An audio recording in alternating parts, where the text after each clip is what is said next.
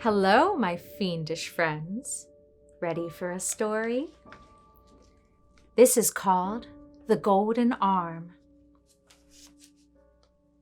There once was a man who traveled all over the world looking for a wife. He looked high and low, he looked near and far, until one day he met a woman, a beautiful woman, whose left arm was made entirely of gold. It was pure gold, all the way from her shoulder down to her fingers. The man and the woman with the golden arm were soon married. The man thought that no one was as fortunate as he was. He told his wife he loved her very, very much, but many people in the town thought he was more in love with her golden arm. His wife was very proud of her golden arm. Every night before she went to sleep, she took out a soft cloth and polished her golden arm until it glistened and gleamed. She would then admire her arm, and the woman would say to her husband every night, "When I die, you must bury me with my golden arm." The husband promised he would.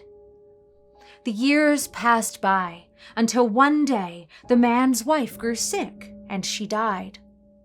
The man put on his best black suit. He kept his promise to his wife and buried her with her gleaming golden arm. The man looked very sad at the funeral, and when he went home, he missed his wife terribly. The days passed, and the husband began to think of how expensive the funeral had been, and he began to think about his wife's golden arm. The man thought to himself, "It isn't doing anyone any good buried in the ground. I could get a lot of money if I sold that golden arm." In the dark of the night, the man ventured back into the cemetery to get his wife's golden arm for himself. He dug deep into his wife's grave. When he saw a glint of gold, he stopped digging. He pulled the golden arm out of the ground and ran home with his treasure. The man thought no one would know. The following night, he put the golden arm under his pillow to keep it safe. Just as the man was falling asleep, a howling wind blew open the window. The man looked up, startled. But then he rolled over and tried to go back to sleep. He tossed and turned, because the wind had started to sound like a voice. It was a woman's voice. The man shivered with fright, but he thought he was imagining things.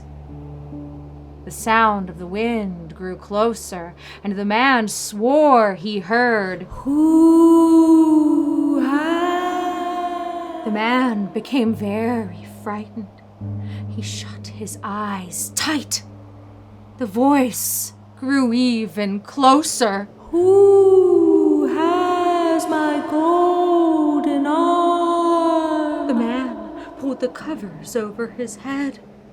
The voice sounded like it was at the window. "Who has my golden arm?" The voice was in the room. The man shivered under the covers. "Who has my golden arm?" The man couldn't bear it any longer. He started to peek out from under the covers. "You've got it!"